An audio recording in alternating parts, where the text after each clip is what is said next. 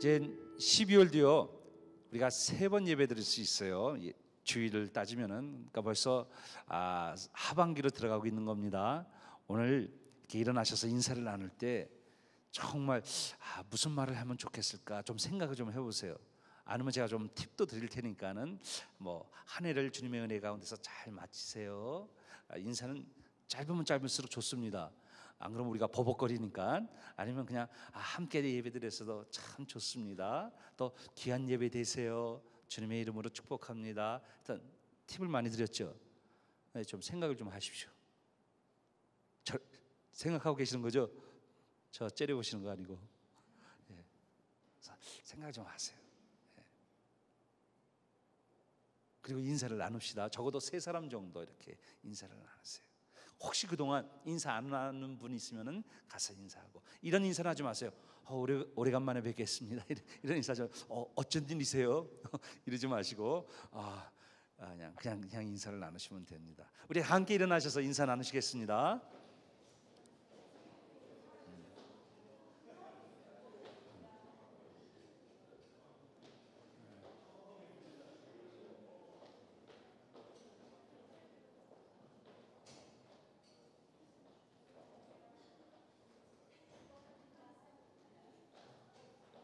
그 위에도 인사 나눈 거예요?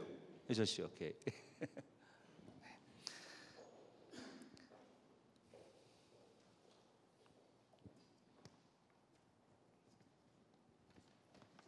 우리 시편 143편에 있는 말씀으로 오늘 이 아침 신앙 고백을 하겠습니다. 시편 143편 우리 1절에서 12절 교독하시겠습니다. 제가 먼저 읽습니다. 여호와여 내 기도를 들으시며 내 간구에 귀를 기울이시고 주의 진실과 의로 내게 응답하소서.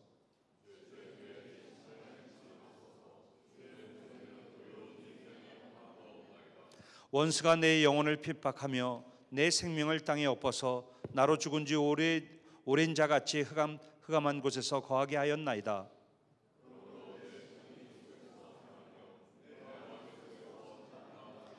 내가 옛날을 기억하고 주의 모든 행하신 것을 묵상하며 주의 손의 행사를 생각하고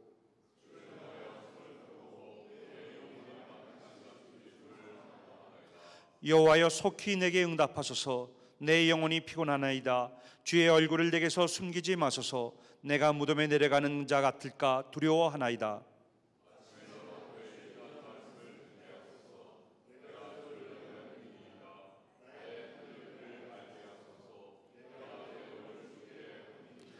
여호와여 나를 내 원수들에게서 건지소서. 내가 주께 피하여 숨었나이다.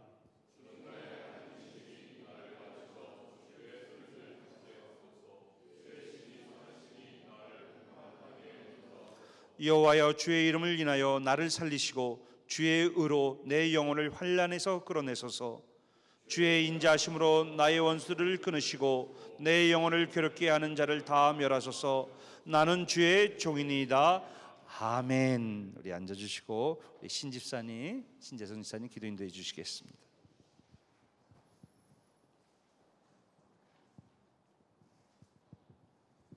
우리를 사랑하시되 끝까지 사랑하시는 주님을 찬양합니다.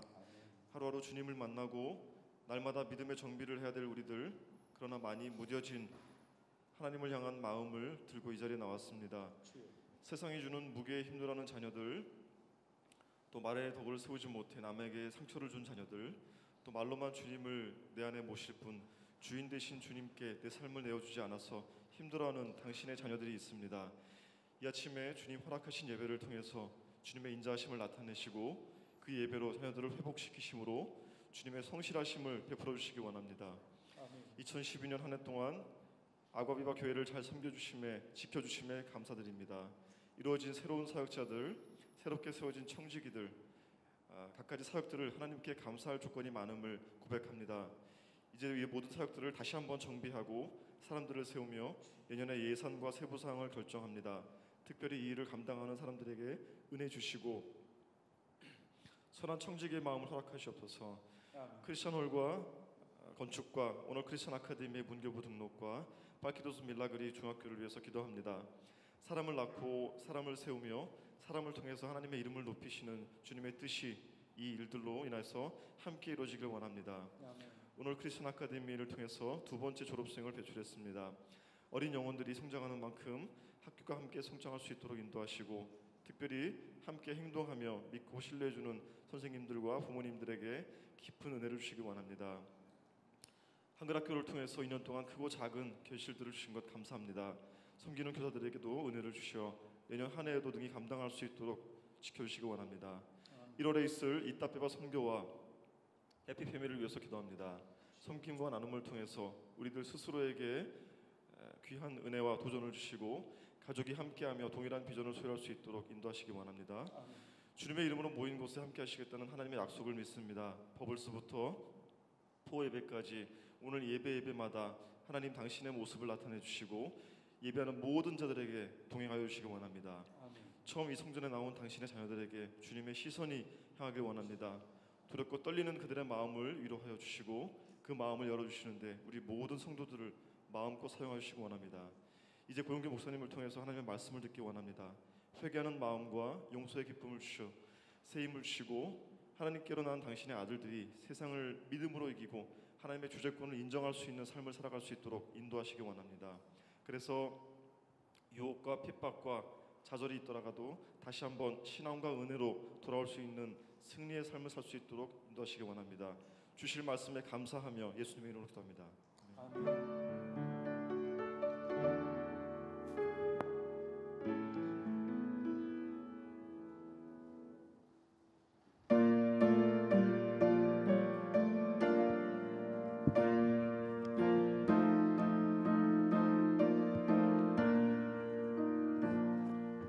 주님의 마음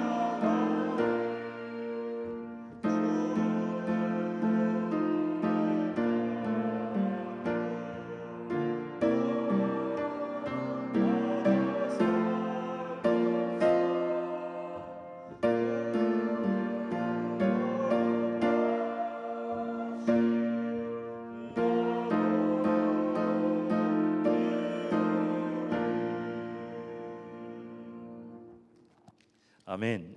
우리 오늘 함께 나눌 말씀은 빌립보서 2장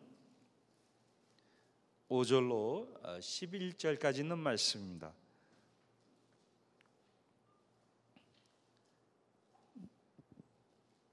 우리 합성하시겠습니다. 우리 같이 읽어봅시다. 빌립보서 2장 5절로 11절입니다. 너희 안에 이 마음을 품으라. 곧 그리스도 예수의 마음이니 그는 근본 하나님의 본체시나 하나님과 동등됨을 취할 것으로 여기지 아니하시고 오히려 자기를 비어 종의 형체를 가져 사람들과 같이 되었고 사람의 모양으로 나타나셨음에 자기를 낮추시고 죽기까지 복종하셨으니 곧 십자가에 죽으심이라. 이러므로 하나님이 그를 지극히 높여 모든 이름 위에 뛰어난 이름을 주사 하늘에 있는 자들과 땅에 있는 자들과 땅 아래에 있는 자들로 모든 무릎을 예수의 이름에 꿇게 하시고 모든 입으로 예수 그리스도를 주라 시인하여 하나님 아버지께 영광을 돌리게 하셨느니라. 아멘. 우리는 모든 것들을 눈으로 봅니다. 눈으로 확인하려고 하고, 그래서 우리는 이 세상에 살면서 이 세상을 눈으로 봅니다. 사람을 만나도 우리 눈으로 그 사람을 보고 그 사람을 평가합니다. 우리는 어느 곳에 가든지 보는 것에 대해서 우리가 아주 익숙합니다. 좋은 거죠. 많은 것들을 보고 견문을 넓히고. 근데 눈으로 보는 거는요, 굉장히 한계성이 있습니다. 특히 작품이나 풍경은 눈으로 보면서 그 작가나 작자나 그 예술가의 마음을 보지 못한다면은 그것은 정말 수박 겉핥기가 되겠죠. 사실 세상을 눈으로 보면은 안 됩니다. 우리는 마음으로 봐야 됩니다. 다른 사람과 대화를 나눠도 우리가 눈으로 보면은, 눈으로 그 대화를 들으면은 그 사람의 정말 약점과 그 사람의 취약점, 그 사람의 잘못된 부분들이 눈에 들어옵니다. 그러나 마음으로 그 사람을 보면은 그 사람의 약함 속에, 그 사람의 부족함 속에 담겨져 있는 것들을 보기 시작합니다. 사람은 눈으로 세상을 봐서는 안 되고, 사람은 사람을 눈으로 봐서는 안 되고, 사람은 사람과 눈으로 대화해서는 더욱도 안 됩니다. 사람은 마음으로 세상을 봐야 합니다. 우리는 마음을 통해서 다른 사람과 대화를 해야 되고, 그 대화 속에 담겨져 있는 그 마음을 볼 수 있어야 합니다. 그걸 하지 않으면 마음이 굳어집니다. 굳어지면 단단하고 좋겠다고 생각하지만 다 그런 것은 아닙니다. 좀 말하기가 그런데요, 우리 다 당하는 일이니까요. 제가 요새 좀 걸음걸이가 시원치 않습니다. 그 이유가 발 뒤꿈치 굳은 살이 있는데 그게 갈라졌어요. 살도 굳은 살이 갈라지면요, 잘 안 붙습니다. 별거 아닌데 굳고 탁탁해서 자기가 이력이 나고 경험이 있고 좀 안다고 하지만 그게 틈이 나면은 좀채 붙지 않습니다. 굳은 살이 갈라지면요, 붙지 않습니다. 굳은 마음이 갈라지면요, 깨져버립니다. 그래서 마음으로 사람을 보고 마음으로 대화를 나누고 마음으로 그 사람이 하는 얘기를 잘 봐야 합니다. 그런데 우리는 그렇지 않죠. 내 마음이 메말라 있는 것은 모르고, 내 마음이 굳어져 있는 건 모르고, 다른 사람의 대화가 자기 수준에 안 맞는다고 생각하죠.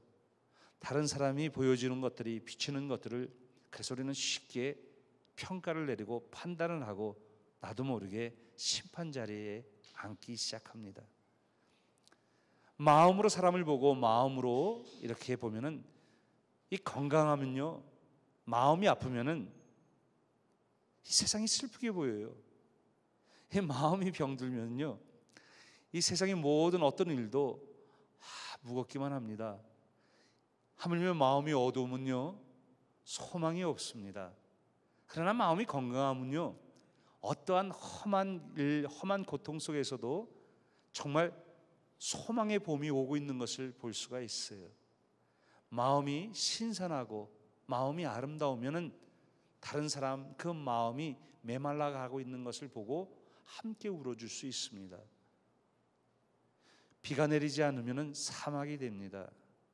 눈물이 없는 인생은 그 마음은 광야가 되고 메마르고 사막이 됩니다. 눈물이 있는 인생이 되어야 합니다. 눈물이 있으면요, 수분이 있으면은 결코 사막 현상이 일어나지 않습니다. 마음을 우리는 이렇게 가꿔야 하고, 마음이 먼저 우리가 정상적으로 돼야 다른 사람의 이야기도, 다른 사람의 인생도, 또 하나님께서 우리에게 즐기라고 주신 것도, 여행도, 풍경도, 그 어떤 것도 다 우리는 제대로 볼 수 있고 읽을 수 있고 느낄 수 있습니다. 한번 따라해 보실래요? 세상은 마음으로 봐야 한다. 대화는 마음으로 들어야 한다. 마음이죠. 그래서 우리가 예수님을 통해서 하나님의 딸, 하나님의 아들 되었고, 그래도 우리가 부족하지만은 예수님의 제자로서 살아가야 하는데 그분을 쫓아가니까요. 그래서 이렇게 예수님을 본으로 삼아서 나가야 하는데 사도 바울이 우리에게 명령을 내리십니다. 오늘 말씀을 보면은 이렇게 좀 했으면 좋겠다, 이게 아닙니다. 예의를 지키면서 크리스찬이기 때문에, 성도기 때문에, 또 목사기 때문에 예의를 갖춰서 성도님 이렇게 좀 해주시면 안 될까요? 그렇게 하는 게 아니라 이렇게 하시오, 이렇게 명령을 내려요. 이 마음을 품어라. 까불지 말고 품어라.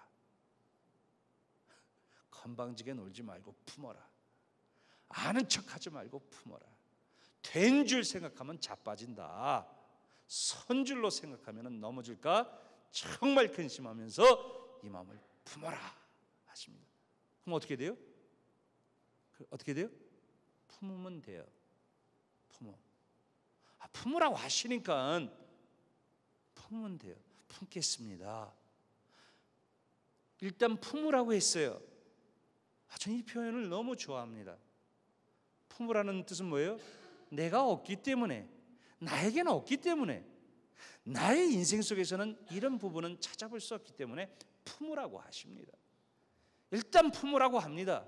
우리가 그럴 만한 사람이라서가 아니라, 그렇게 인생을 살아와서도 아니고, 그런 자격이 있어도 아니고, 일단 하나님의 말씀이 품어봐라, 품어라 하니까 어떻게 돼요? 품어야 돼요. 그래서 오늘 5절 말씀이 벌써 그렇게 시작합니다. 이 마음을 품어라, 곧 예수 그리스도의 마음이니. 그죠? 한번 품어봅시다. 한번 품어봐요. 뭐 품겠다고 뭐 이렇게 신용이라도 하세요. 이렇게. 너나 품어라. 그러면 안 돼요. 하나님 말씀이니까. 품으라니까 저도 품어보겠습니다. 우리 한번 품어봅시다. 늘 품고 살려고 했는데 오늘 다시 한번 이 말씀 앞에 하나님 다시 한번 품어보겠습니다. 아멘. 아멘 하세요. 그렇게 한번 해보겠습니다.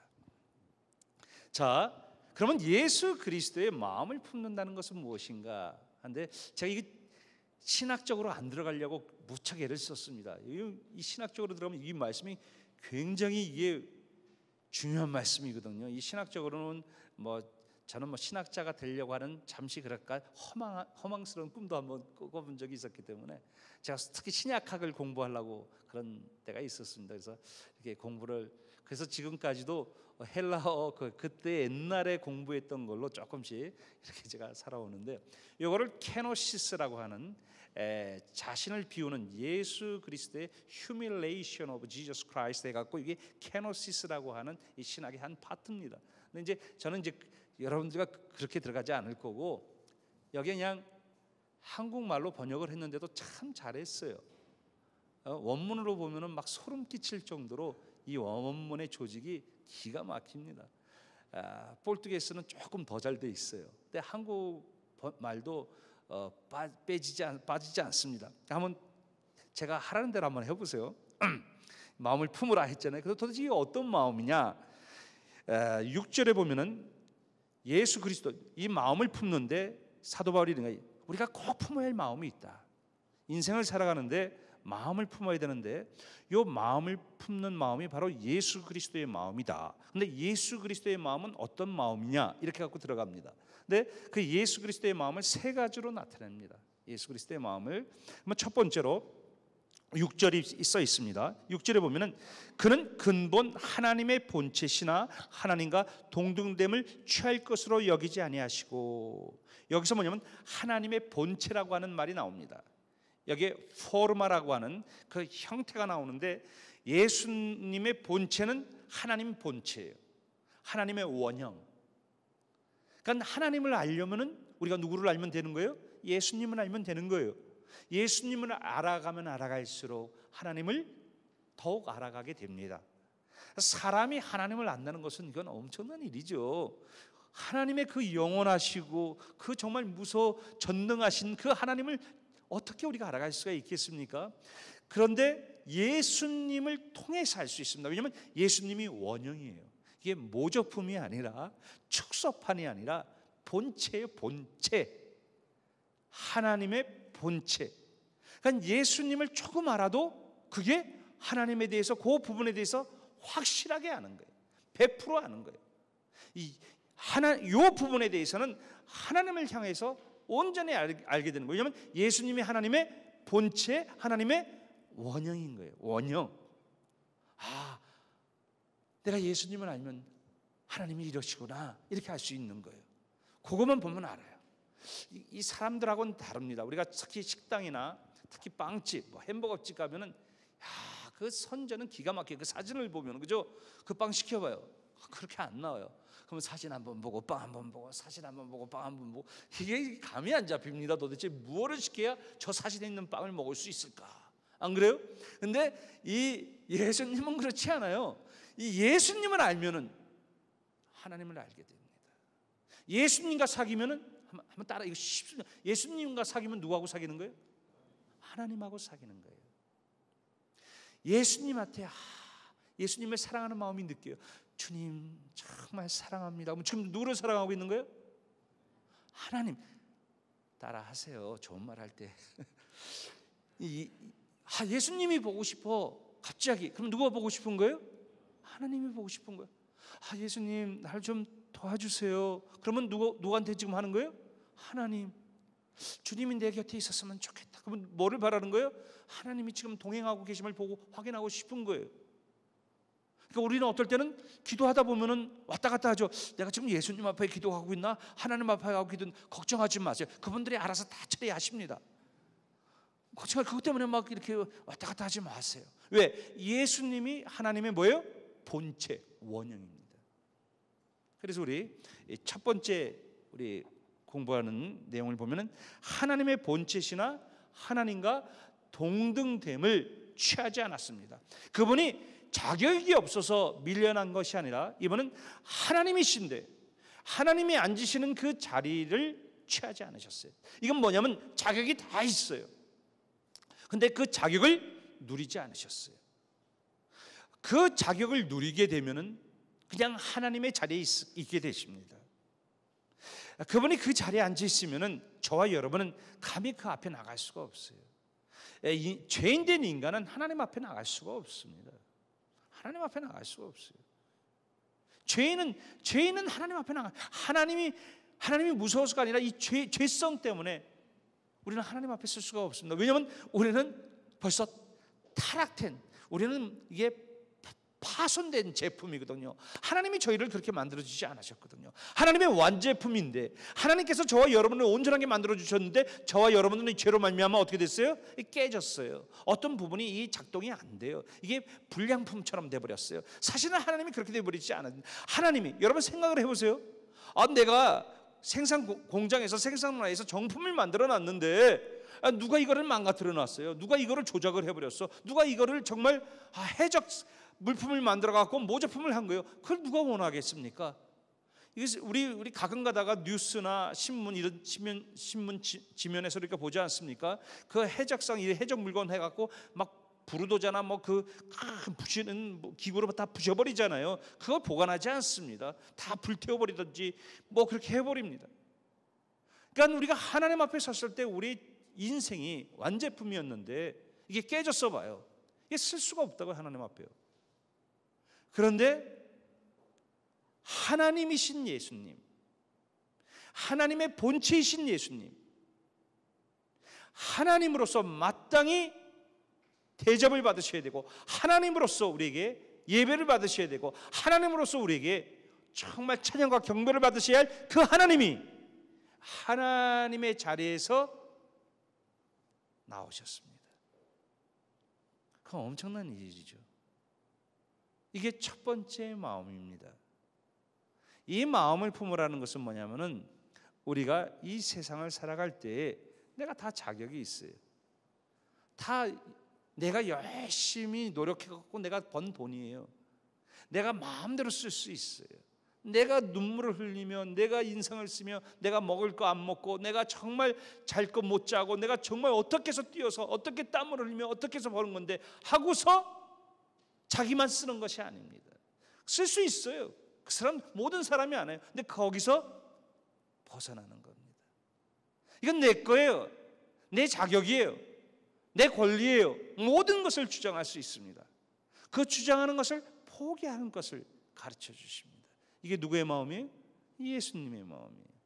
사람의 마음은 할 수가 없습니다. 그래서 이 마음을 한번 품어봐라. 이건 뭐냐면 우리가 살면서 내가 당연히 마땅히 받을 수 있는 대접이고, 내가 마땅히 말할 수 있는 권리고, 내가 마땅히 그 사람한테 할 수 있는 말이고, 내가 마땅히 모든 게 마땅해요. 근데 그것을 한번 포기하면 뭐를 한 거예요? 뭐를 한 거예요? 예수님의 마음을 품은 거예요. 그걸 한 번은 스톱하면 내가 다 자격이 있어요. 내가 권리를 주장할 수 있습니다. 그런데 여기서 한 번 쉬는 거예요. 근데 여러분 생각을 해보세요. 진짜 실력이 있는 사람은, 그러니까 예수님이 하나님이기 때문에 예수님이 내가 하나님이라고 자꾸 설명할 필요가 없어요. 내가 하나님인데. 여러분 잘 생각해 보세요. 이게 정말 제가 뭐 여러분들도 뭐 그런 분들이 계시겠지만, 저는 이제 불법 체류자 생활을 좀 살아봤잖아요. 이게 불법으로 이렇게 살아봤는데, 야, 이 불법으로 살면은 이게 정말 도둑이 제발 저린다고, 경찰만 보면 무서운 거예요. 꼭 나 잡으러 오는 거하고 사이렌 소리만 들리면은 이것도 우리 집에 쳐들어오는 건가, 그런 생각을 하는 거예요. 왜냐면 내가 뭔가 지금 잘못을 지고 있기 때문에. 그런데 내가 딱 영주권을 딱 바꿔보니까는 경찰이 다 내 친구 같아. 괜히 경찰한테 말을 걸고 싶어. 길을 물어보고 싶고, 저 이렇게 하고 싶은 거예요. 내 자격이 다 됐기 때문에. 그리고 꺼내서 막 영주권도 보여주고 싶어.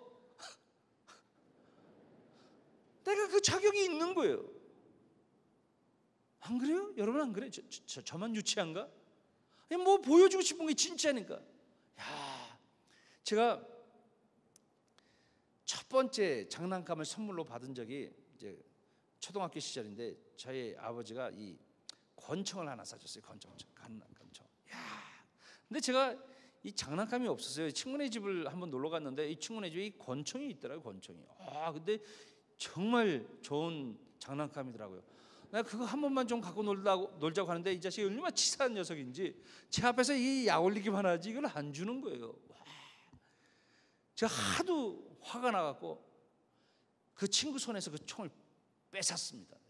장난감 총입니다. 장난감 총. 장난감 총을 이제 뺏었어요. 저도 좀 한번 갖고 놀아보려고. 그랬더니 이 자식이 치사하게 막 우는 거예요. 거기서 어머니까지 온 거예요.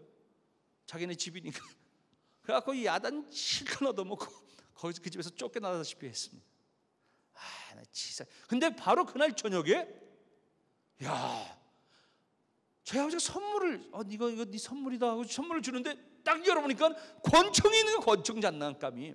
근데 더 좋아. 총알도 나가. 총알도. 총알 나가고 이렇게 뭐 그 앞에서 떨어지지만은 너무 좋은 거예요. 제가 그 총을 갖고 어디로 갔겠습니까? 어디로 갔겠어요? 그 친구네 집으로 갔어요. 총 때문에. 그 총보다 훨씬 저는 이게 총알이 나오거든. 눈깔이 이만해지더라고.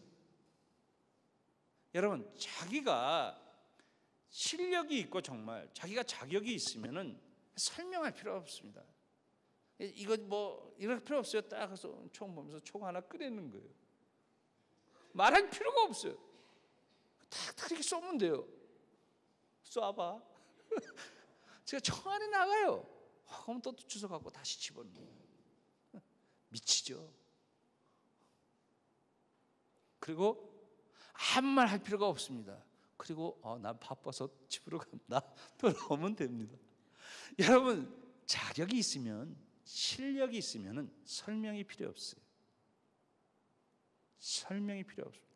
하나님이 이 땅에 오신 것을 설명할 필요가 없습니다. 사실은 내가 마땅히 내 주장을, 마땅히 내 생각을, 내 권리를, 내 자격을 내가 마땅히 대접받을 수 있고 내세울 수 있는데, 그것을 한 번 참으면 뭐 한 거예요? 예수님의 마음을 한 번 품은 것입니다. 두 번째, 근데 예수님은 여기서 끝나지 않으셨어요. 7절에 봤더니 6절 7절을 같이 읽읍시다. 본문 말씀 빌립보서 2장 6절 7절 같이 읽습니다. 시작. 그는 근본 하나님의 본체시나 하나님과 동등됨을 취할 것으로 여기지 아니하시고 오히려 자기를 비어 종의 형체를 가져 사람과 같이 되었고. 근데 두 번째는 뭐냐면요, 스스로. 여기 한국 성경에는 요 제기법이 빠졌습니다. 네, 우리 그 말하는 게. 근데 여기서는 그냥 오히려 이렇게 썼는데, 이게 스스로 자기를 비운 거예요. 이게 이제 서양 이렇게 논리적인 언어가 있는 나라에서는 제기법을 사용합니다. 그래서 여기서는 자기가 스스로 낮아서 그 하나님의 형체에서 무슨 형체로 왔어요? 종의 형체로 들어갑니다. 종의 형체. 그러니까는 예수 그리스도의 마음을 품는다는 것은 뭐냐면, 내가 종이 뭐예요? 종이요.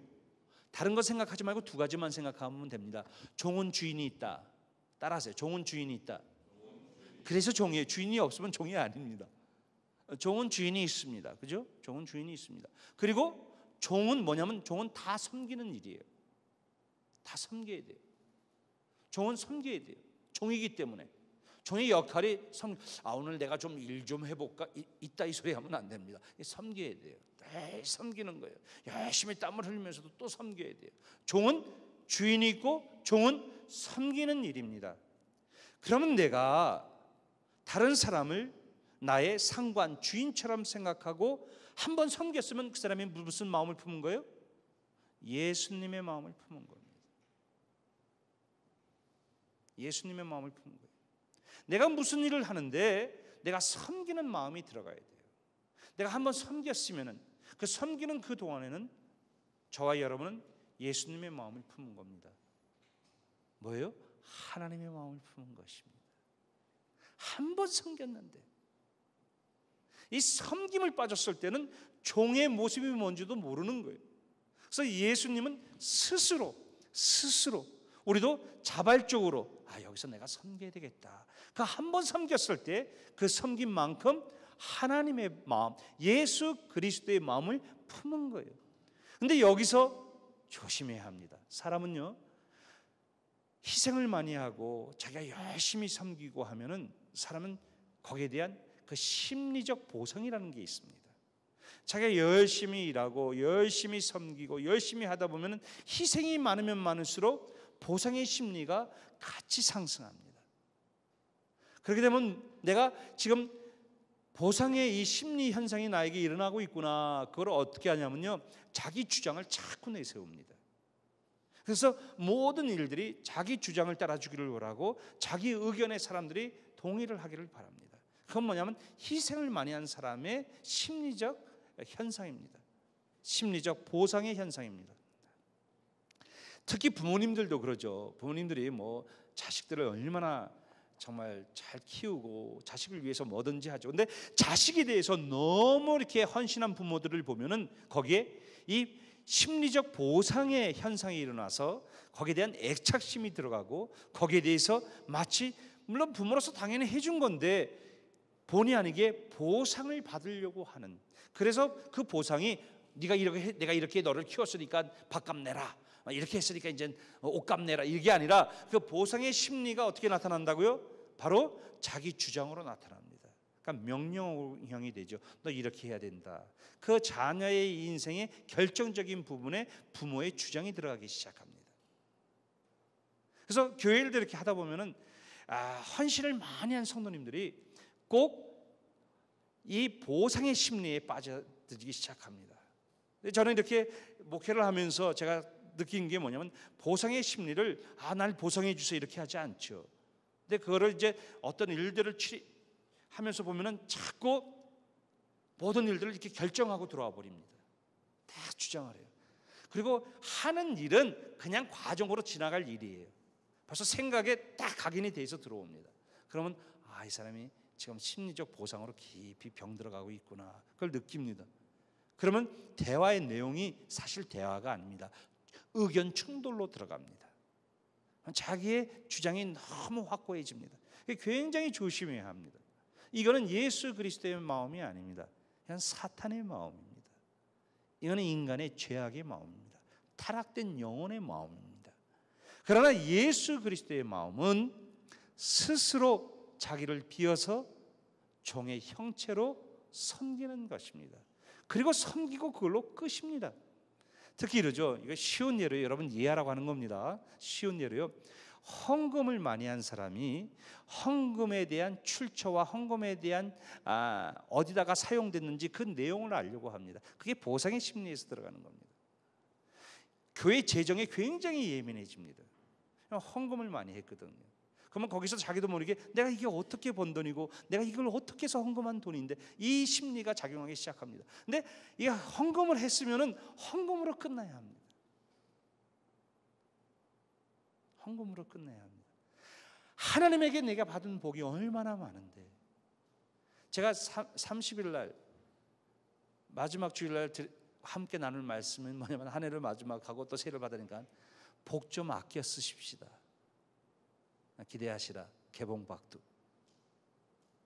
한 달 동안 공부하는 말씀입니다. 그 중에 한 맥락입니다. 하나님에게 받은 은혜가 있기 때문에, 하나님이 주신 축복을 누구보다도 잘 알기 때문에, 자기가 어떤 환경 속에서 살아왔고 자기가 어떤 누명을 썼고 어떤 오해와 어떤 아픔이 있었는데, 그리고 그거에서도 좌절하지 않고 내가 어떻게 세워졌고 어떻게 내가 정말 일을 했고 어떻게 이 일들을 꾸려왔는데, 그러면서 하나님 앞에 어떠한 감격과 감사를 올려드렸는데, 그러면 되지 않았습니까? 감사가 넘쳤고 감격이 있었고 감동이 있었고 하나님이 나를 이렇게 해주셨구나 했는데, 헌금을 하니까 신경질이 나는 거예요. 그거는 심리적 보상에서 나오는 겁니다. 그런 헌금은 굉장히 위험한 헌금입니다. 그렇게 헌금하시는 분들은 하지 마세요. 11조를 내고서 신경질 낼 것 같으면 하지 마세요. 하지 마세요.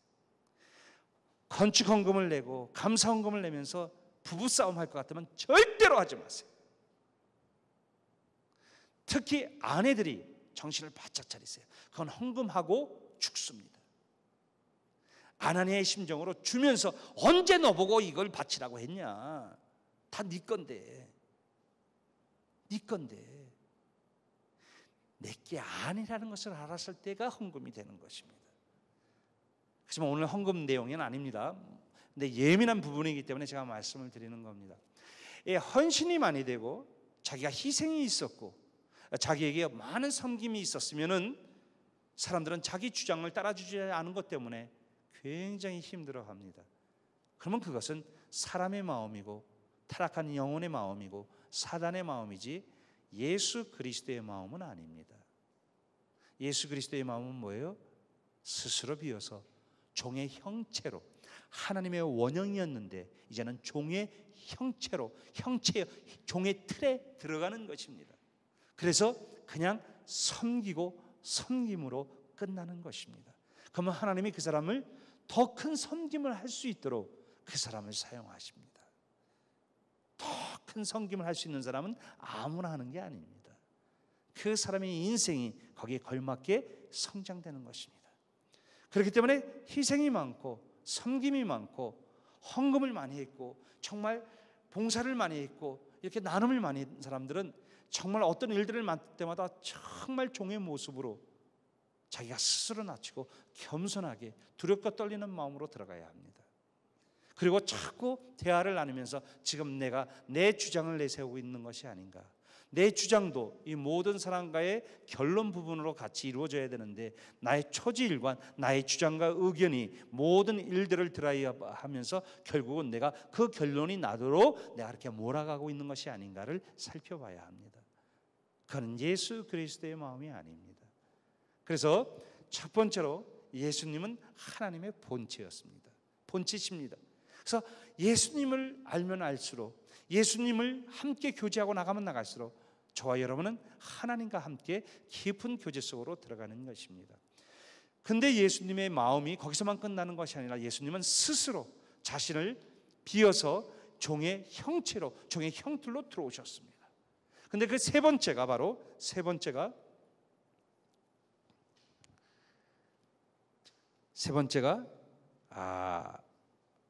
6절, 이제 6절, 7절, 8절까지 읽겠습니다. 이 8절에 써 있습니다.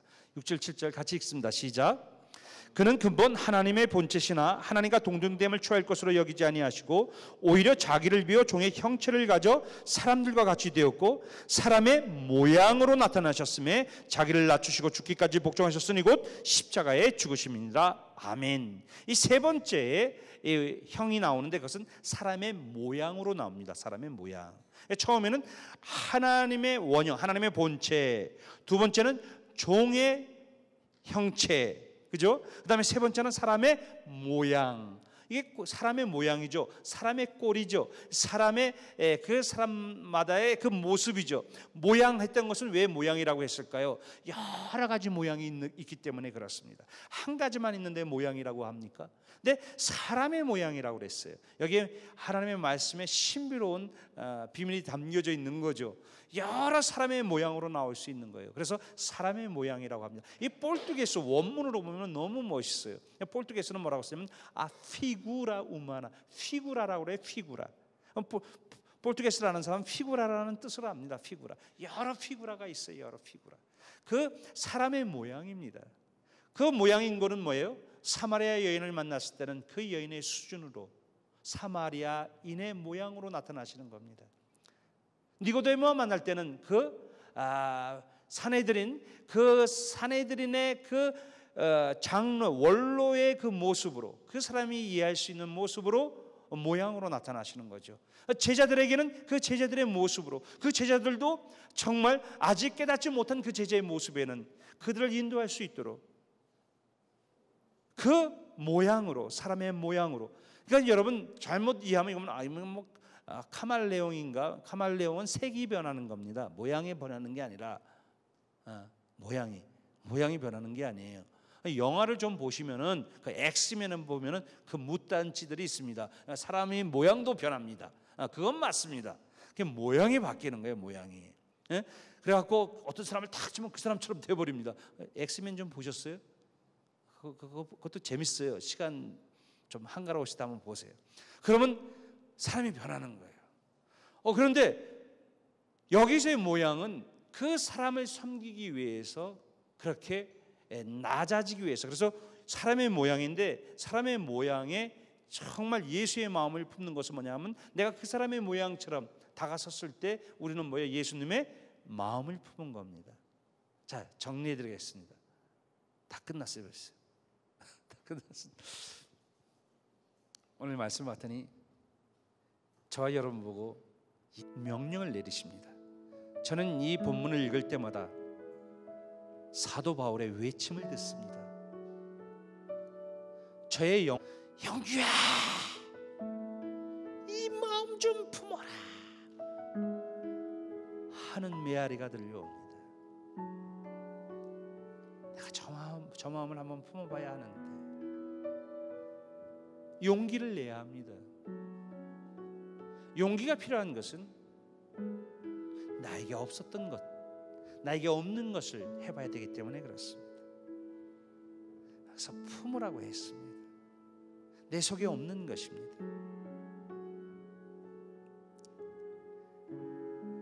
예수님의 마음을 품으라고 합니다. 첫 번째, 예수님의 마음을 품는 것은 예수님은 원형 하나님이십니다. 근데 그 하나님 되심을 포기하고 나려온 그 모습이 예수님의 마음을 품는 겁니다. 나에게 모든 자격이 있는데, 권리가 있는데 그 주장 한번 하지 않는 그거를 하나님은 저와 여러분을 보시고, 그래 내 딸아 내 아들아 네가 내 마음을 품었구나, 그거 한번 하는데. 그리고 좀 더 자발적으로 종의 형틀로 들어가는 거죠.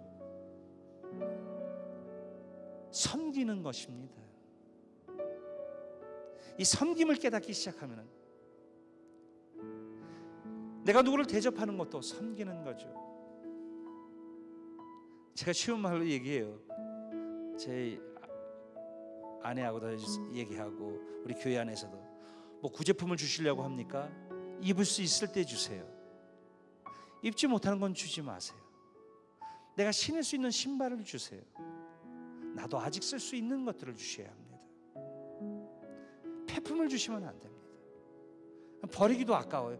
버리기도 힘들어요. 버리는데도 돈이 들어요. 쓸 수 있는 것이 합니다. 누구에게 시간을 내주기를 원하십니까? 소중한 시간을 주셔야 합니다. 시간이 남으니까 주십니까? 그건 폐시간입니다. 그건 쓸모없는 시간입니다. 여러분이 이제 넉넉해지셨어요. 그래서 도와줍니까? 그건 사실은 쓸데없는 겁니다.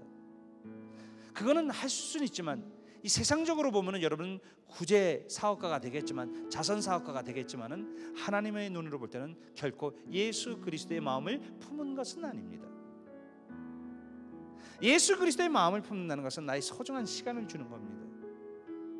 정말 이 시간을 주면은 저희를 못 하는데, 내가 종의 형틀에 들어가면은 하나님의 자리에 앉아 있을 수 없는데 맞바꿔치는 겁니다.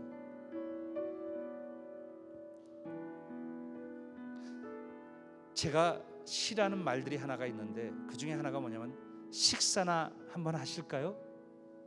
너나 해라.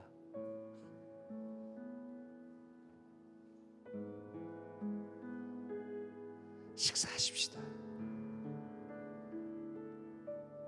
식사 대접을 하기 위해서 내가 가진 돈과 내가 가진 시간을 최대한 최선으로 사용해서,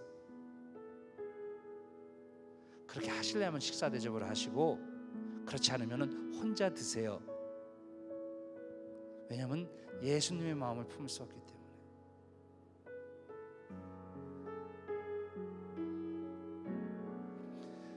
중보기도 팀이 시간이 남아서 중보기도 한다고 그러면 하나님이 그 기도 안 들어주십니다. 시간이 없는 시간을 쪼개고 쪼개서, 정말 자기 가정을 위해서, 자기 일을 위해서 기도할 시간도 부족한데 그 시간을 쪼개서 다른 영혼들을 위해서 기도해 보세요. 그리고 중보기도는요, 회복에 들어가는 길의 결정체입니다. 욥기 42장 마지막 끝에 갔을 때 회복으로 들어가는 건 뭐예요? 중보의 제사를 드리라고 합니다. 내가 다른 사람의 영혼을 위해서 기도할 수 있는 사람은 벌써 회복의 길에 들어선 사람입니다. 제가 제 방에서 우리 죄진 자매 기도하는 걸 좀 들었습니다. 맞아요. 기도 제목을 주세요. 소중한 시간들을 들여서 기도해야 합니다. 소중한 시간들을 들여서 섬겨야 합니다. 그게 섬김입니다. 그때 예수의 마음을 품는 거죠. 그리고 마지막으로 사람의 모양으로 섬겨야 합니다. 헌신을 많이 할수록, 섬김을 많이 할수록 우리에게 이러한 보상 심리가 있는데, 그거를 다 떨쳐버리고 섬김 그걸로 그 자체로 끝나고, 더 나아가서는 그 내가 상대하는 그 사람의 자리에서 그 사람의 모습으로 내가 그 사람화 되었을 때 저와 여러분 다시 한번 예수의 마음을 품은 것입니다. 예수의 마음을 품고 사시는 여러분 되시기를 주님의 이름으로 축원합니다.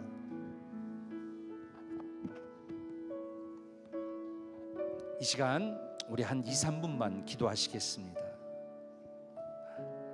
하나님, 지금 성령의 음성을 들었습니다. 예수의 마음을 품으라고 하시는군요.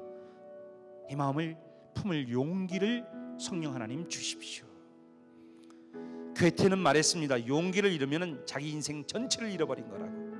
용기를 내어서 간구하세요. 그래서 처음으로 예수님의 마음을 품는 것은 예수님처럼 하나님의 동등한 자리인데 자기의 그 자격이 있음에도 불구하고 자기 주장을 하지 않을 때 예수님의 마음을 품은 거고, 또 그냥 아무 그 뒤에 결론과 결과 보상 아무 생각 없이 섬긴 그 자체로 끝난 그 일, 그 시간, 정말 나의 소중한 그 부분을 드렸던 그 시간, 그 모든 것들이 바로 예수의 마음이고, 그 다음에 상대방 화되어 봤을 때, 그 사람처럼 통화되어 봤을 때, 그 사람을 이해하기 위해서 그 사람의 눈물 속에 같이 눈물을 흘렸을 때 우리는 마음을 품은 것입니다. 그걸 놓고 기도하시겠습니다.